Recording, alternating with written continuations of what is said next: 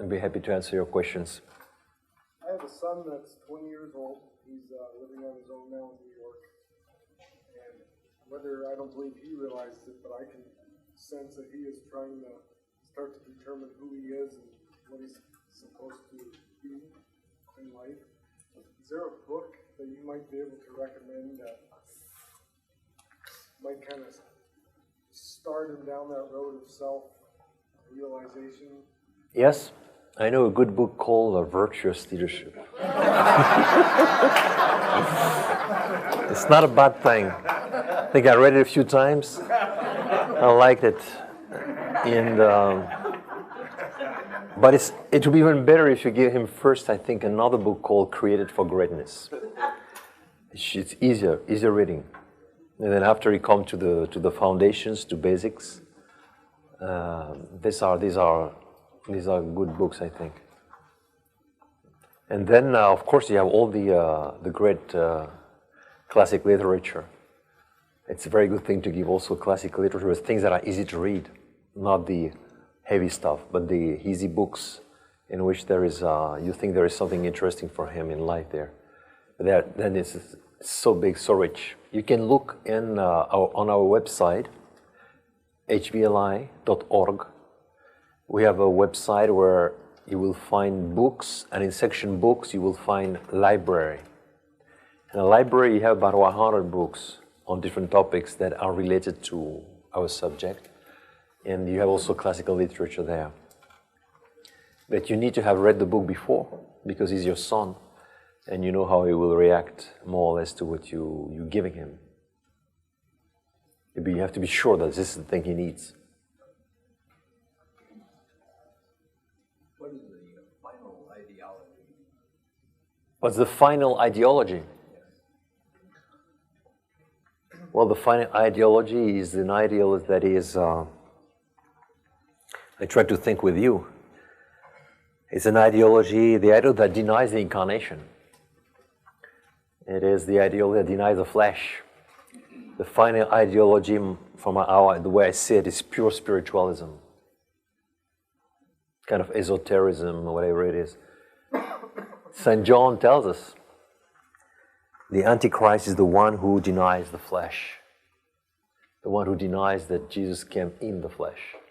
So the one that wants a God that is pure spirit, that has not been a God that has not been incarnated. So all those religions, all those spiritualistic movements, this is for me the final ideology. It is the anti-Christian ideology that denies Christ in the flesh.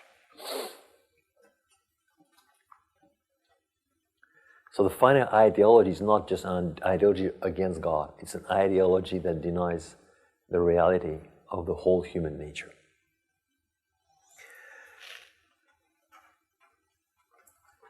Yes, Jeff? What advice would you give to someone that maybe feels that they've been working very hard for something for some time and have reached levels and goals that they've tried to reach, but maybe see themselves going down a path that's contrary to what their conscience, what their intuition is telling them to go down? What advice would you have for someone like that? The advice would be try to use all the experience that you've had in the past until now. Use the prestige, the authority you may have for all the work you've done. But come back to the ideals of your youth. Renew yourself like an eagle, as we read in the Psalms. Which is so don't think that, okay, during the last 20 years I did things, I've been working a lot, but I went a bit away from what I really believed in, or things like this. Think this has been an experience, and this experience has to be transformed, has to be reactualized, it has to be used. So you must not just get out of what you've been doing. You must redirect what you've been doing towards the main ideals that you had at the beginning. Renew. The question of renewal of our soul, the renewal of our thinking, the fact that you are here, many of you are here today, means very much. These days, 4 days, means that you have a desire for rebuilding something, not only in your business, but also in your life. So it's a sign, a very good sign. But don't go back to that point where you were 20 years ago. You're another person. You are different. Many things have happened in between. And you have to use these things that have happened in between. Maximum. Yeah. Yep. In the education of young people, very young people, where do you start the formation of that virtue? Do you start with their character? Do you talk morals at that level? Where do you start? Well, as I told you, I mean, until a certain age, we cannot much teach the why. We teach the how, in order for them to be used to train the will. Because if not, when you begin, they are capable of understanding the why. Their will is not trained, and then even if they understand the why, they cannot do it. So it's a good investment at the beginning to train the will until a certain moment, because if you train the will all the time, you become voluntaristically oriented and you become a crazy person.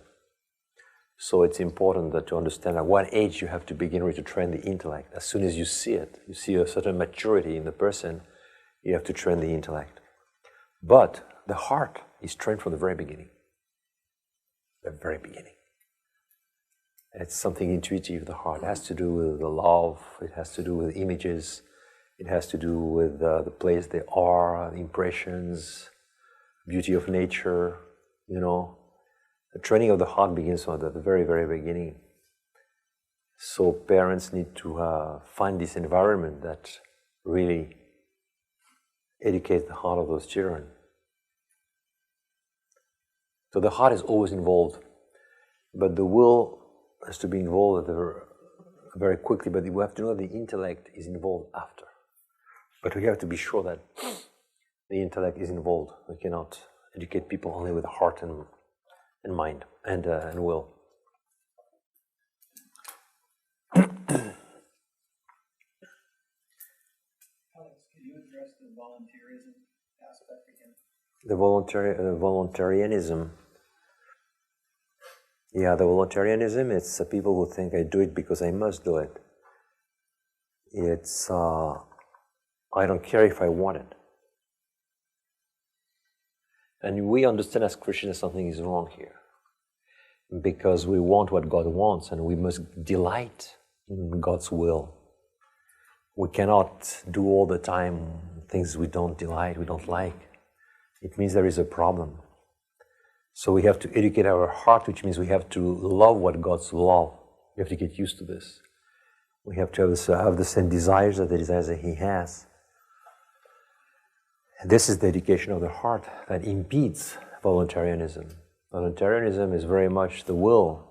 We do it because we must do it.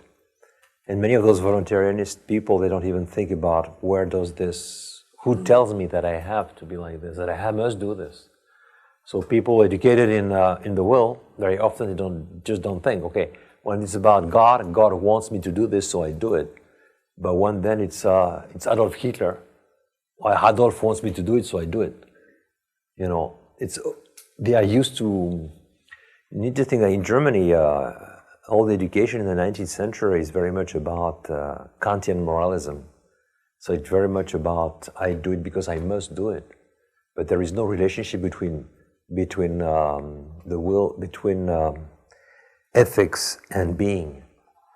So it's pure. You can fall very easily into this voluntarism, and it is very dangerous. There is a relationship between ethics and nature. It's not about a will that is outside yourself. We need to learn to see God's will in nature, in natural things, in natural. Okay, so then we understand when people that have a will that doesn't fit God's will, we see that it's contradicting nature and something is wrong here.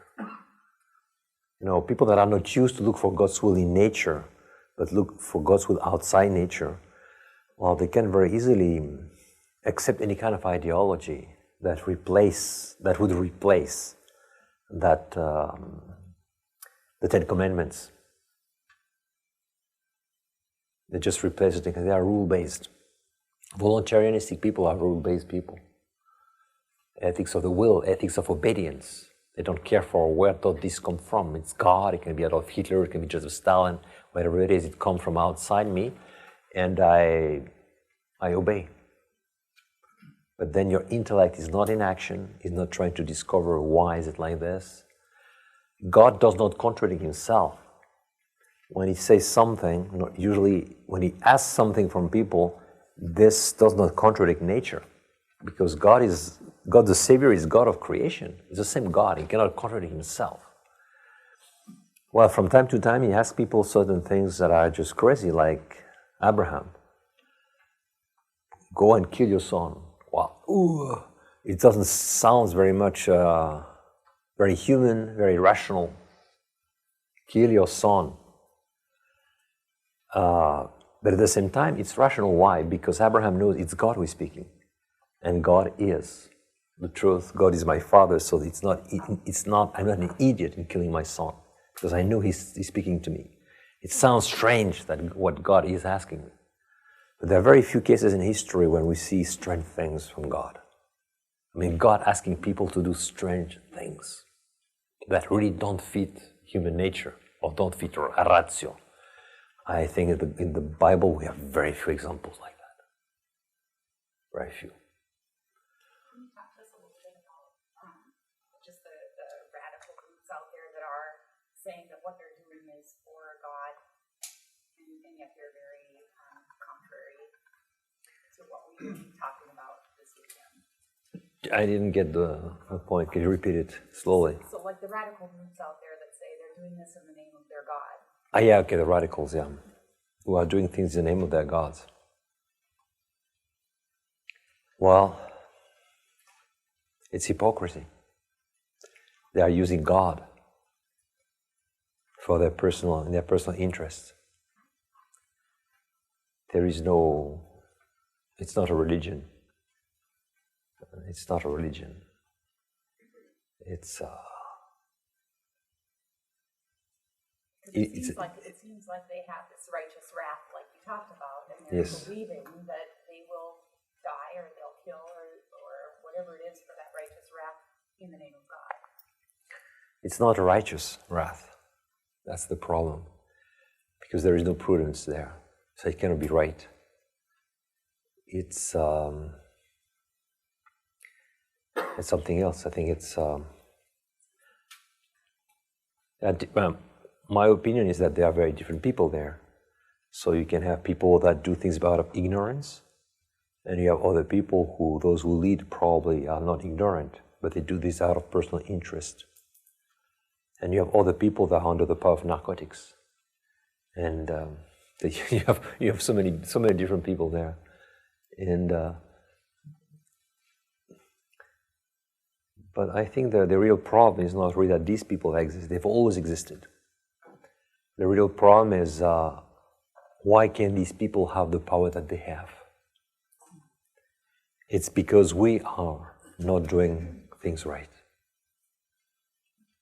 You know, these people, they have been always in the history of humanity. And there will always be people like that. The problem is that there are certain times where we cannot keep them under control because we ourselves are doing things wrong. That's the reality. How is it possible in 1920 in Russia to have 50 criminals in power? Just like that, from one day to another one. It's because things were wrong. Things were not working well. So these people don't come out of the blue.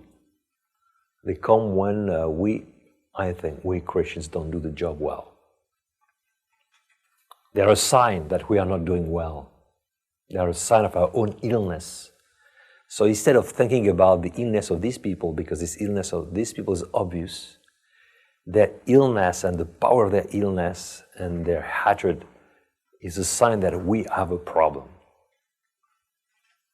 Because if they are in power, it's because we have a problem. Because we are not good.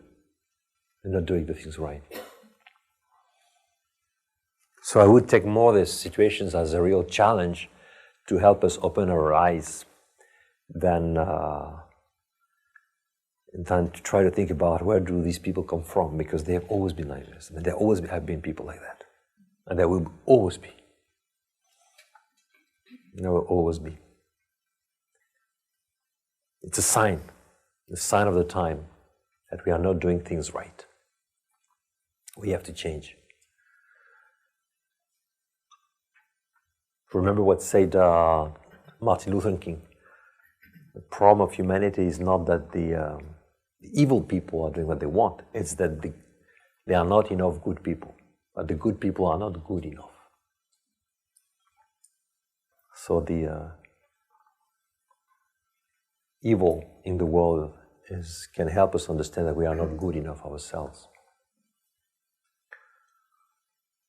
Well, we'll see you speaking about very different things here. But that's good. Father. Alex, you made an insightful distinction in the last session. You pointed out that 30 years ago we were skeptical of what is human nature.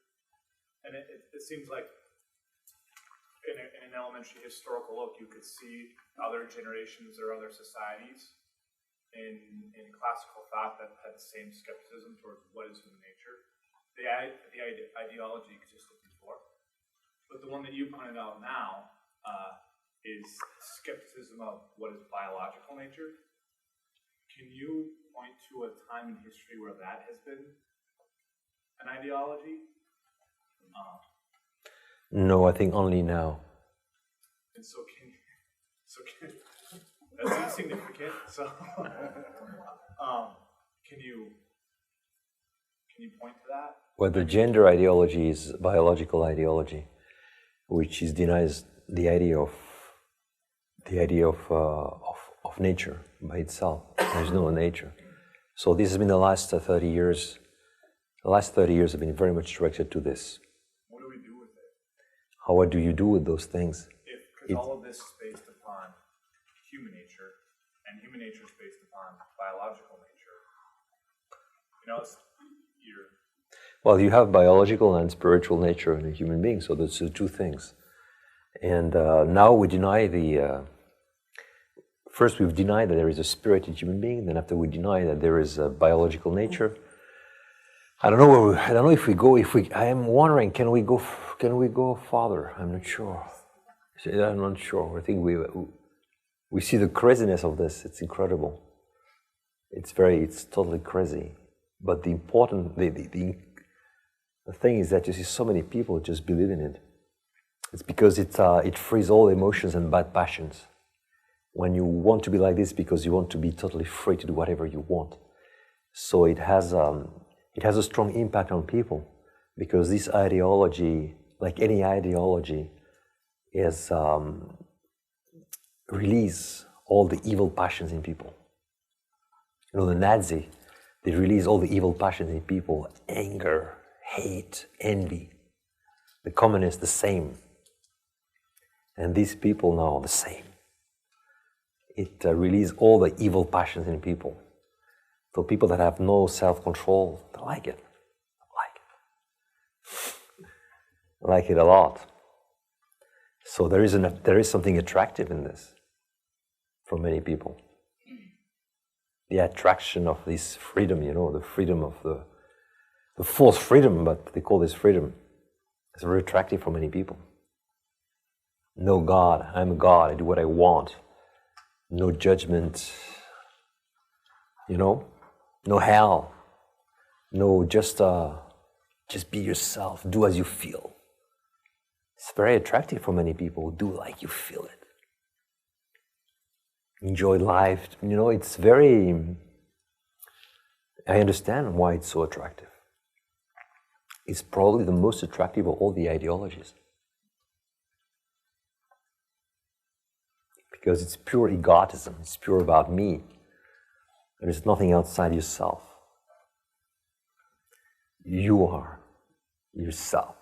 Well, these people, of course, cannot be happy. We understand that, because the human nature is a reality and it's a fact. And they will come back to it, even if they deny it, they will come back to it. But the damages will be enormous on society. I was going to say that at the same time, though, there seems to be an uptick in kind of what global consciousness of the young to reach out and help other people in the conscious capitalism, the B Corp. Those kind of things are also kind of rising in popularity. Are those different groups of people, you think, or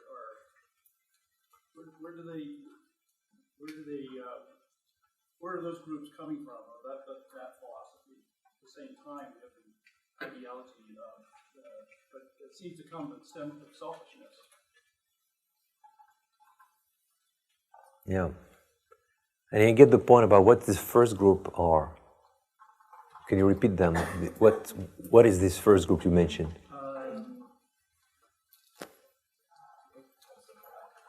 The social.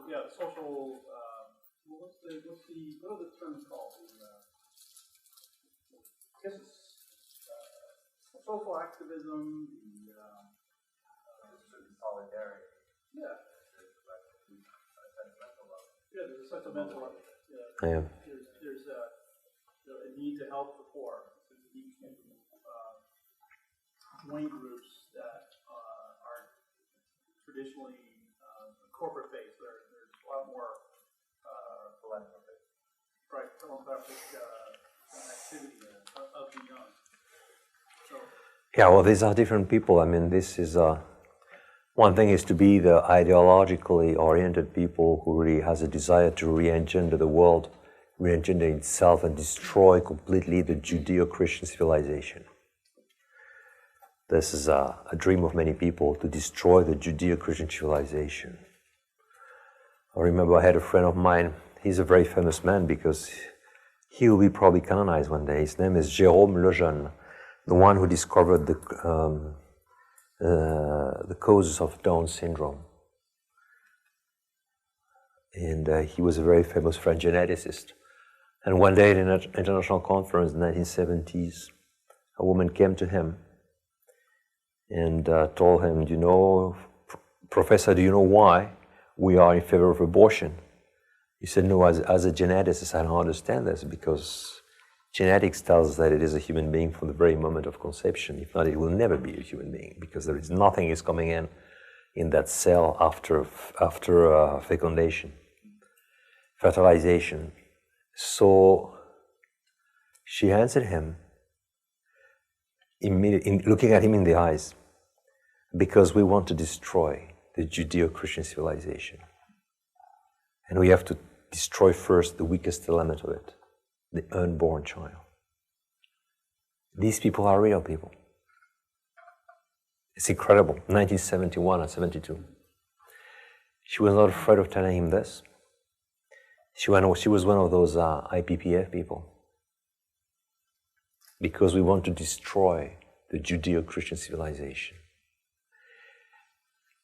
So the aim, the ultimate aim, is not abortion, is not homosexuality, is not transsexuality. It is the destruction of the Judeo-Christian civilization. So those people, the other group of people, are different like this. They just do what they feel, and their conscience is still working, and they understand that we have to help people in order to feel good. What I told you, in order to feel good. Because the conscience is working, and they want to feel good with their conscience. It's a bit different. We Christians, we don't want to feel good with our conscience. We want to please God our Father. Okay? But when you don't believe in God, and there is no God in your life, full feel-goodism is very understandable. There is death after death, so it's the end of the thing. But they have a conscience, they are human beings, and I want to feel good with them. And it's a part of my health to feel good. So I do it. So these are quite different people. I would say the first are the evil ones, and the others are the ignorant, who don't know about God. So it's different. And I think these are different things.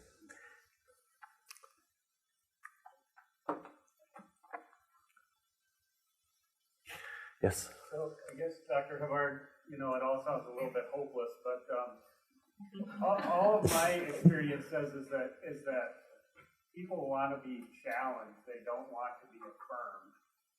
They really do want to be challenged. So they may deny natural law, but there is still natural law within them, whether they deny it or not. So it's only through, I think, what I see, and just thank you again for coming, is, and I guess, with your mission that you have of inspiring greatness, is that perhaps we as Christians are not inspiring one another to greatness. And we have instead some youth that are attracted to ISIS because even though it might be evil, they're challenging them to something. And we are not challenging ourselves and our culture to greatness in the way that it needs to be understood. And when it's presented, I've seen when you challenge people, they love to be challenged and they rise to the challenge. Yes, I agree with you. I agree that when he asks some people from ISIS, what's a European or an American? Or they will picture something that is not very pleasant to listen about. So the image that they have of Europeans and Americans, it's people without God, people without nature. For them, we are degenerated people. So it's very easy for many of them to think, okay, this world is ours now, it's finished. These people must get out of the planet. It's like a disease. They see Europeans and Americans like a disease. They are not normal anymore. They are no human beings. We must stop the spreading of that race on the world. This is the way they think. And they're right. They're right. Well, you see what's happening in the world, in Europe and America, the level of ideologies, you said they're fundamentally right. The problem is that they are wrong also, because they identify this with Christianity. That's the problem of their fight, is that when they see someone that is fighting against Christianity in Western Europe, someone who wants to destroy the Judeo-Christian civilization, those guys are not capable of understanding that these people are not Christian anymore. For them, they are the incarnation of the state of Christianity in the world. So for them, everybody is Christian in Western Europe. Everybody is Christian in America. So all those evil things that we see in America and Western Europe, for them, this is Christianity. That's so simple. I mean, the capacity for reflection is very low, because Islam does not allow very much to reflect upon those things. And that's it. So we have to know that we deal with people like this. So for them, everybody's Christian. We are all the Christians. All of us, we are crusaders. Even those who hate Christianity in Western Europe. So their vision of Christianity is what is the cultural trend that we have in Western Europe now is the vision of Christianity that these people have. That's why when they kill Christians, it's because they want to kill in those Christians what they see in the Western world. That's simple. Of course, you would say there is an enormous ignorance here. It's enormous, yeah. And there is a manipulation of people there, because many of those people are very poor people and they have no idea about anything. They have not been to school. And it's very easy to manipulate them. But they manipulate them with this vision of Western Europe and America. So this is the thing we need to understand. It is that things are not so simple. Ignorance can be very much used for evil goals quite easily. So the fact that things are going very bad in Western Europe and in America at the moral level, this has a lot of consequences in the world. Enormous. There is a relationship between all that's happening. I agree with you. And you were saying that people like to be challenged. Yeah, people like to be challenged, but not everyone. People of goodwill like to be challenged. But people of evil will don't want to be challenged. They want to do their own things. And there are people of evil will, that's right, there are. But our goal is to transform all of them, transform the evil will in goodwill and help people of goodwill to become better people. Yes? I have a kind of a lengthy question, so hopefully I won't be long. But first, I want to personally thank you because I've been to a lot of leadership seminars early on in my life. And when I was in the military, I worked in the military school. Always had people from all over the world coming to teach us leadership. Because obviously, if you're the one that's going to turn the key in authenticity, they want you to lead, you make the right decisions, or in your words, correct decisions. But it's been by far the most dynamic and best leadership seminar I've ever been to. So thank you in that. Yeah, and in your book, The Virtuous Leadership, on page 144, second paragraph, it says, the West today is largely a rule-based culture. Vast numbers of people play by the rules.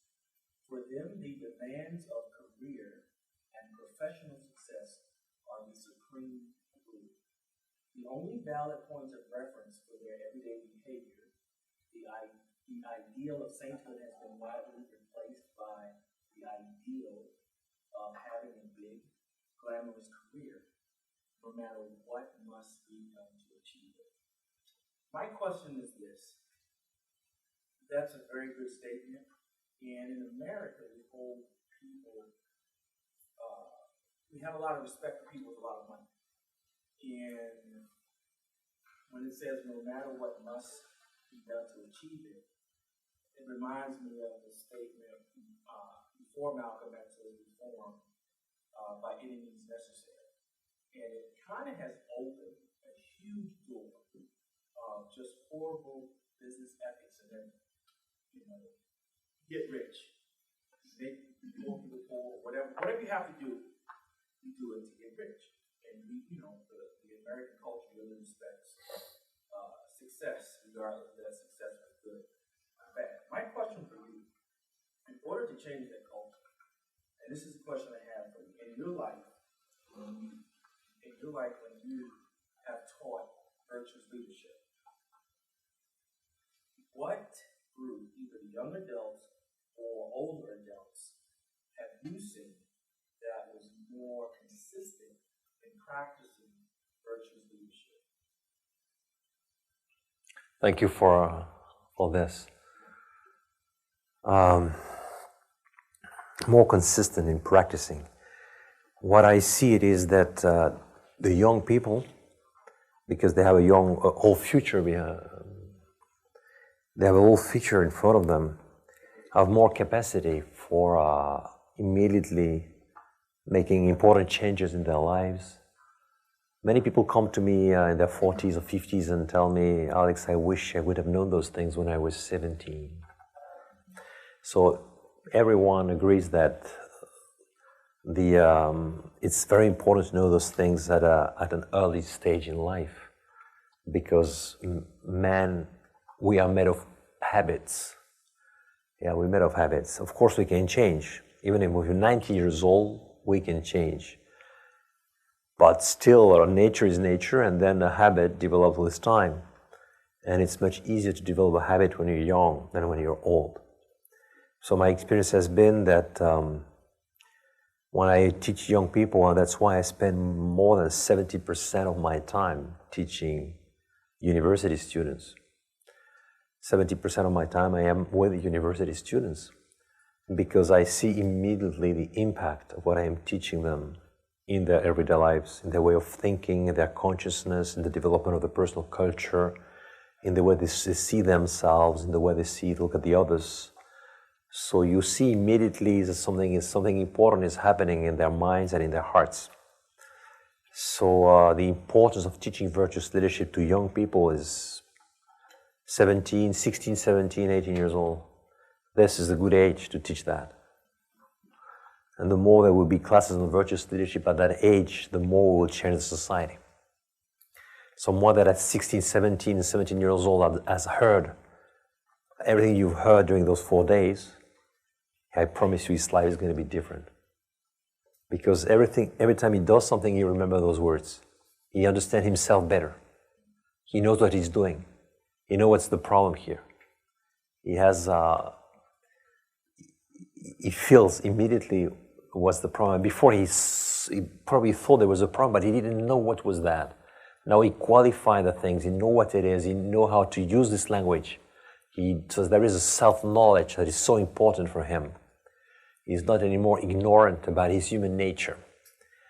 So young people are the one that have to be taught, first of all, virtuous leadership.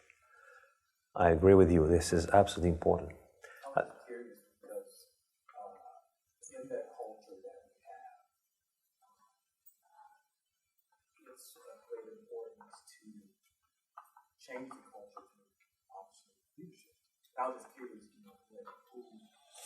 who's more consistent, and it makes a lot of sense. Because oftentimes, when I read the Bible, a lot of times God wanted to give to people, the older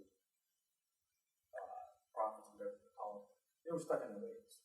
But oftentimes you see the younger people, kind of like in the Old Testament, Joshua, Caleb, and then to go spy out the new land. It seems like there's a trend of younger people. I was just curious. Yeah, there's a real trend of young people. That's why it's so important for us to think about how do you reach the young people with this topic. Because I know they like it, they love it. In fact, they love it even more than you can like it. Because they feel this is extremely practical for them, extremely give the clear orientation on their lives. And through this, the good people become much better. And those who are very weak, at least they understand better who they are and what their problem are. And they can get out of that because they see it's not good, it's not pleasant, it's ugly. They see that there are ugly people. When you teach virtuous leadership to evil people, they see they are also ugly. As I told you, you're okay with being evil, but you're not okay with being ugly. So it helps a lot of people also react in terms of, I don't want to be ugly. I don't want to be the ugly one. So this has been helping. But people who have a certain age will listen to this. What happened? Many of them practice this already. They've been practicing for years. But what happened is that they don't have the words. And they don't know what is it that they have been practicing. So by giving words to their habits, to their deep intuitions, you help them understand better what is it they are doing. And by understanding better what is it that they are doing, you help them do those things even better. You see? So people of a certain age already practice this. They've been practicing this for years. But I tell you, they don't know what that is. They don't know the word magnanimity. They still will never be able to pronounce it, by the way. They don't know what humility means. They don't know what humility means. They don't know what the motivation means, and they don't understand the distinction between pure motivation and feel-goodism. Now they understand. Something is happening in their lives. Something strong, something deep. They're becoming better human beings with a pure motivation, with an enlightened mind and a strong will. So they discovered that the direction that they had was right, but that it can be more precise and more effective, because now they know what all this is about, and how all those pieces in their lives are related to one another. So the holistic vision of the human being is very important to help people move forward in life, to understand the relationship between the heart, the will, the intellect. So my experience has been that you spread virtuous leadership everywhere you can. You go where people call you, and you do your best. At the same time, you have in mind, the more young people that will have, the better that will be if you want to change the whole society. 20 years. It's 20 years for young people to be in power. That sounds a lot. It's nothing. It's nothing.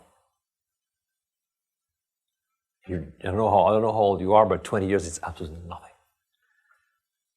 Someone that is now 20, he'll be 40 in 20 years. At 40, he has a mover and shaker of society. So, to invest in young people is it's not thinking what's going to happen in 200 years. It's what's going to happen in 20 years. And America can be another country in 20 years if the people of 20 years old now are receiving this information and thinking and meditating and contemplating it.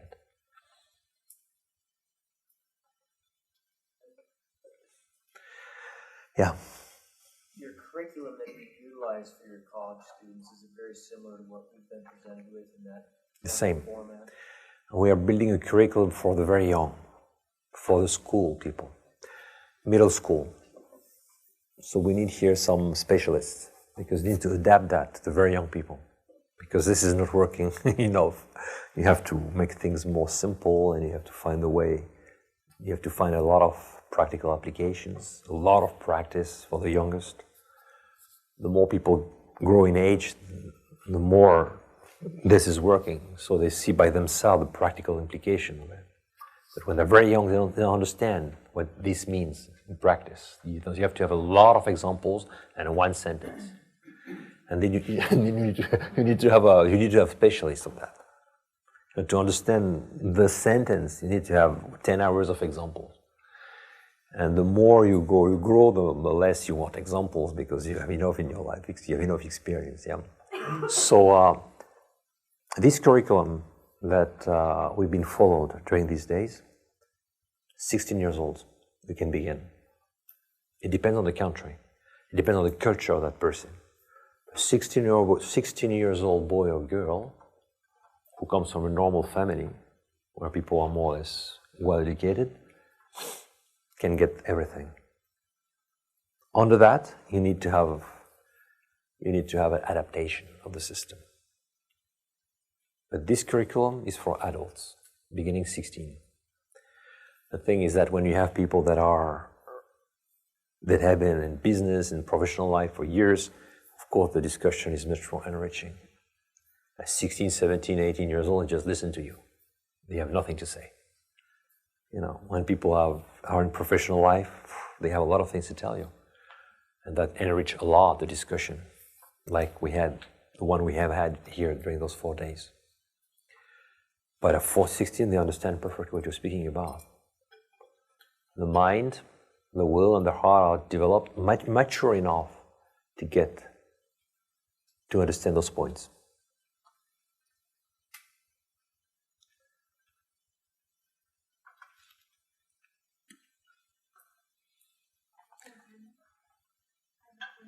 Related to the balance between understanding the reality of our world and the development of a good heart. Yes. If you could speak to that in terms of children and in the position of raising children, but also from the perspective of daily life. Yeah. Let's put it that way. To see the truth, we need the virtue of prudence, which is that when we practice prudence, we see things like they are. We interpret situations as they are. We interpret people as they are. We don't make mistakes about the people and don't make mistakes about the events, things that happen, because we practice the virtue of prudence. But as I told you, the virtue of prudence, many people are used to say that the virtue of prudence is wisdom of the heart. It's another word for the virtue of prudence. Wisdom of the heart. And wisdom has a lot to do with, this wisdom has a lot to do with the education of our heart. And the education of the heart, what is it? Education of the heart of people. It has a lot to do with education in aesthetics, for instance, aesthetics.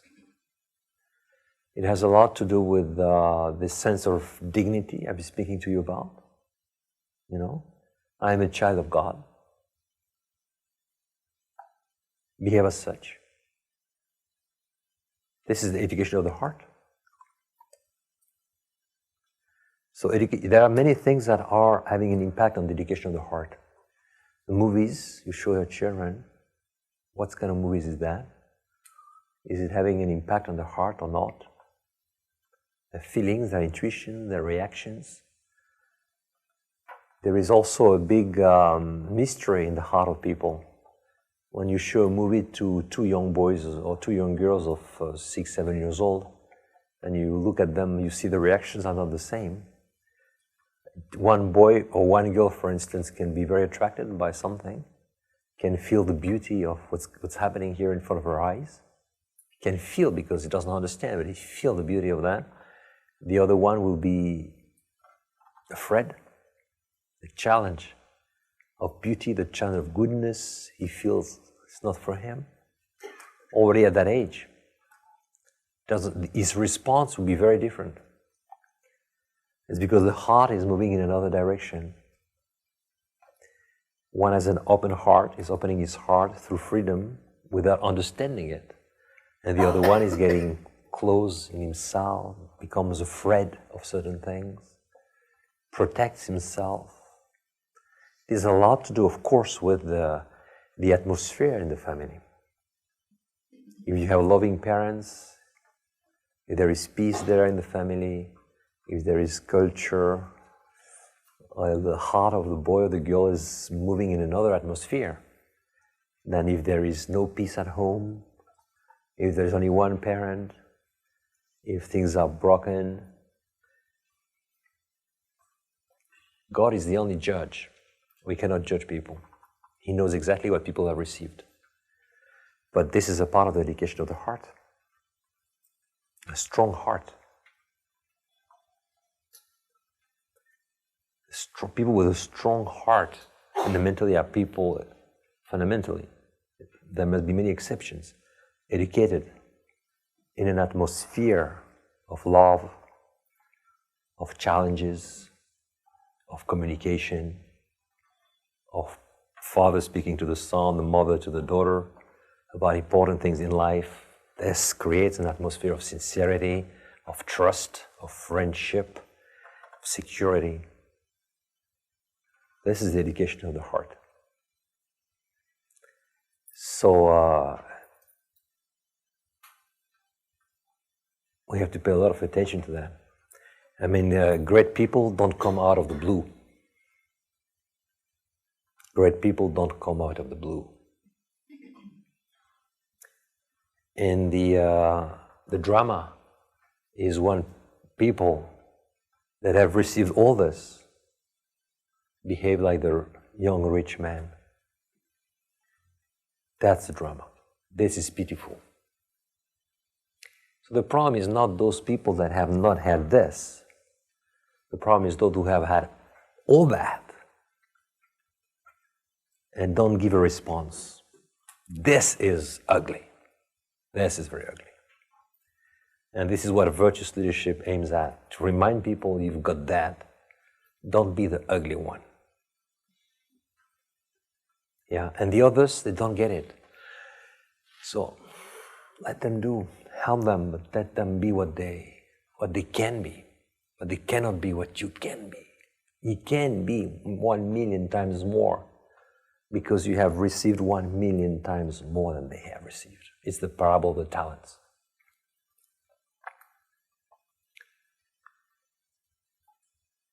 Yeah, and you are right to mention this idea of education of the heart, because education of the heart is the most important thing. Intellect and the will, they come after.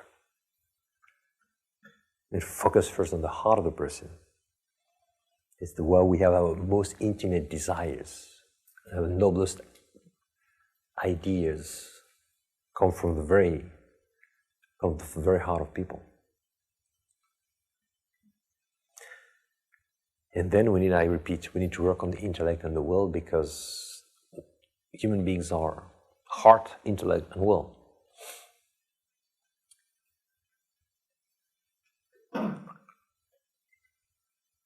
So when we have this heart well formed, then we see reality as it is. We perceive people like they are. We perceive facts like they are. We see the truth in action. because our character is strong. And then we perceive people and things through the lenses of this good character. So it does not deform reality. Vices deform the perception of reality, as I have told you. If you have too many vices in your life, then you deform the whole reality, and you deform even people that you see. You don't see the truth about people, you see something else in them. And the same in events. You don't interpret events like you have to, according to the truth. You just reinterpret them. You deform them, you corrupt them through the vice of your lack of character.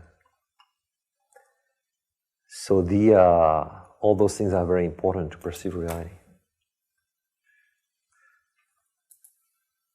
I repeat what Aristotle was used to say, there is a kind of idiotism that is the result of lack of morality. Good, so the last words I would like to tell you with this one is, remember the important thing I mentioned, it is create a magnanimous environment for your life.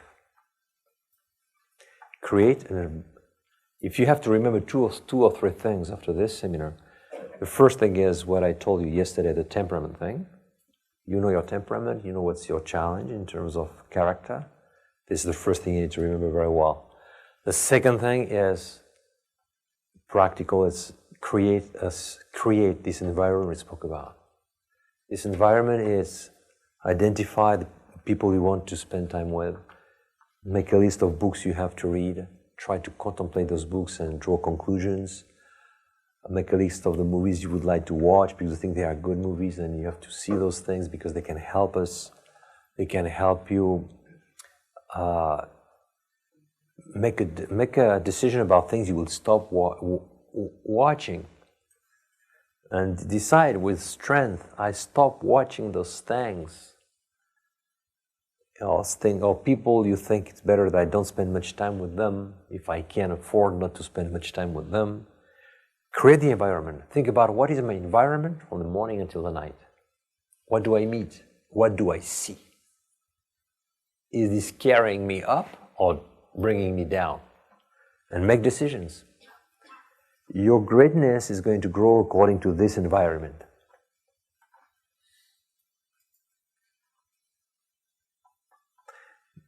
But I cannot speak in detail because each one of us has his own environment. Each one of us, we have our own culture, things that we like, things we dislike, family, friends, whatever it is. So each one has to understand what's my environment. We need a plan of life. There must be a time of prayer every day. There must be many things, spiritual activities, spiritual movement, piety, and at the same time all this human environment that is having an impact on you.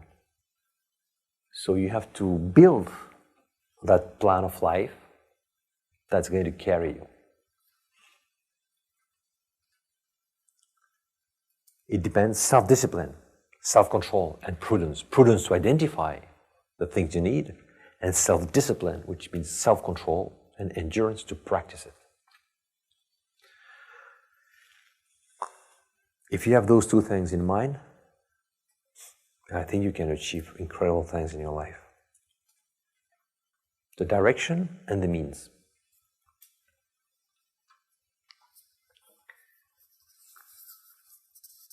Okay, Carol? Yeah, there is one question there. Oh, yeah. So I'm wondering, a lot of what you're talking about involves the intentional pursuit of our own perfection, right? That's how you talk about perfection. Of perfection, right? But at the top of the pyramid is humility or service to others. Yeah. So I'm wondering if you could comment a little bit about how the relationship between this desire for self-fulfillment and this desire to serve others, right? Because if you desire to serve others just for the sake of your own fulfillment, then we might think something's not quite working right, because that doesn't look like it's truly serving the other. I see what you mean. I see what you mean very well.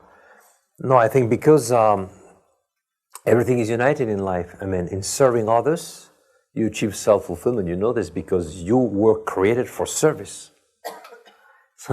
That's the reality. if you know you were created to serve others, you cannot achieve self-fulfillment without serving others. So you serve others because your nature tells you serve others, because God tells you serve others, and doing those things you achieve self-fulfillment because you're a social being. So when you say that the aim of your life is self-fulfillment, what do we mean by this? It's a very human expression, self-fulfillment, by the way. But self-fulfillment doesn't mean that it's just about yourself. You cannot achieve self-fulfillment without helping the others achieve self-fulfillment. So this is the great thing. You cannot save yourself in isolation. In Christian life, we would say that way. You cannot save yourself individually. So your salvation depends on you saving others. You see what I mean? So, but you are right. The question is, you could think, well, you're coming back to yourself. Yes, you're coming back to yourself. And that's good. That's not bad. You have a dignity. God calls us. Jesus called us through baptism to holiness and apostolate. He didn't call us to apostolate and holiness. You understand? It's very different things. He called us to greatness and service, not service and greatness. The priority is extremely important. Extremely important, which is the I, which is the meaning of your personal life, is fundamental for the others. Because if you don't get okay with the I, what are you going to give the others? If there is no holiness in your life, what kind of apostolate are you going to do? You cannot give what you don't have. So it is not a selfish attitude to have this vision of I am called. You know, what does this mean in practice? After you understand, okay, this means that I serve. But the first thing that has to come to you is me, I am here. And it's natural. It does not contradict the reality of the human being. What's the meaning of my life? Before thinking about what's the meaning of humanity, a human being normally asks himself, what's the meaning of my life? Okay, so to think about yourself before thinking about the others, it's a natural thing and it's a very positive thing. Because if not, you don't know what the others are. Because you don't know what you are. So there is no place for you in this group of people. So God is not crazy. The person is the first thing. The person. Your soul is an individual soul. It's a personal soul. You're a child of God. You. Even if there's only you on earth, with Him, you exist. So after you discover that you're a social being, before being a social being, you are a personal being. There is a primacy of being a personal being, a primacy. After comes the idea that you're a social being. And all of us, we agree with that. It's not about being individualistically minded, because there is a place for the others in your life. And you understand you will not save yourself in isolation. You need the others to help you save yourself. And they need you to help them save their souls. So nobody in isolation is saved. We need the help of the others, and we have an impact on the others, on their own salvation.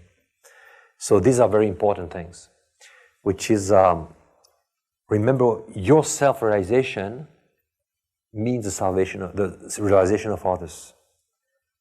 It's like your own glory is the glory of God.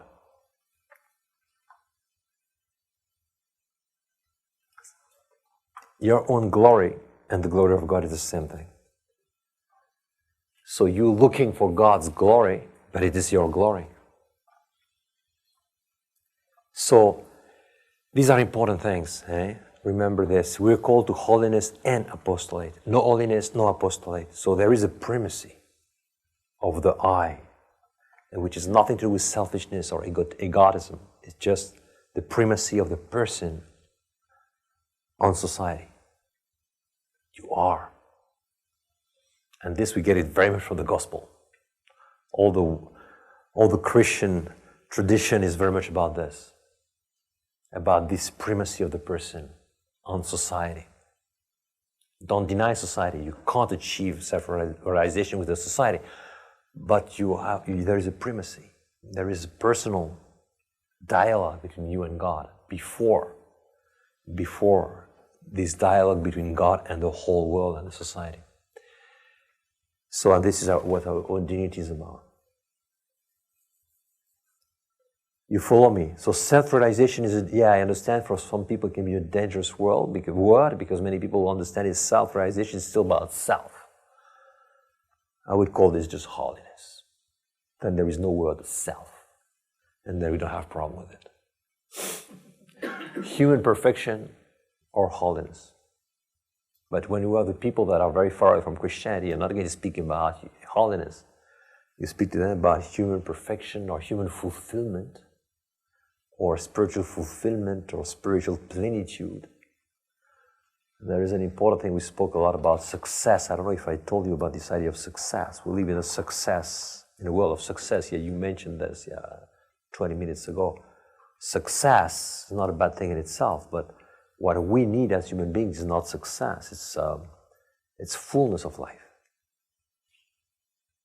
If you practice what I'm speaking about, normally you can achieve success, a certain success in your personal life, of course, because you grow in virtue, in social life, in family life, because growing in virtue means growing in powers that give you the capacity to do certain things. Even in your business life, virtue are powers. You can make right decisions, stay the course, interact with people, communicate with people, control your emotions. So all this gives you instruments to achieve a certain success.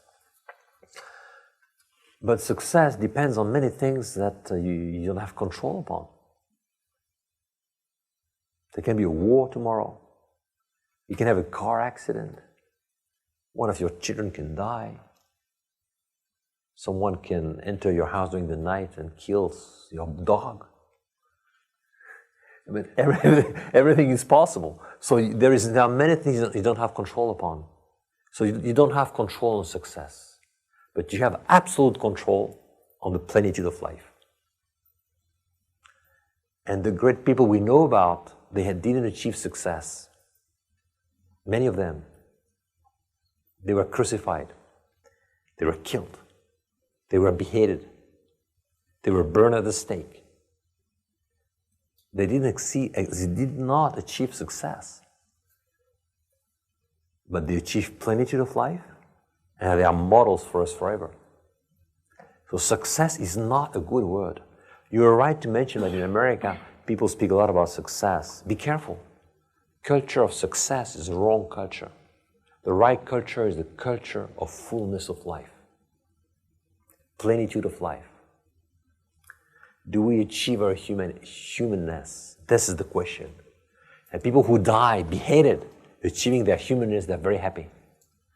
And the culture that moves these people forward is a good culture. Culture of success is not a good culture. I'm not saying success is wrong. I'm saying that success is not an aim. You can be holy without success. You can achieve perfection without success. In your social life, in your professional life, even in your family life. Family life, if you practice virtue, it will help you a lot for the stability of the matrimony, for the love between the spouses and the children. But anything can happen. One of the spouses can become crazy because he has eaten something wrong and he's crazy forever. Success? No success. It's not a successful family life. She or he is just crazy, but she's your husband. There is no success here at all. But there can be plenitude because there are new challenges and there is still freedom. And then you can develop the virtues even better now than before. So fullness is something you have full control upon. Fullness of life, plenitude of life, you have absolute control upon.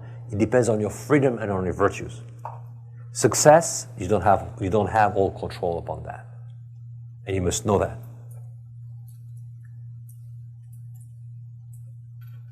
Okay, so by insisting on this idea of fullness of life, you're insisting on freedom and dignity.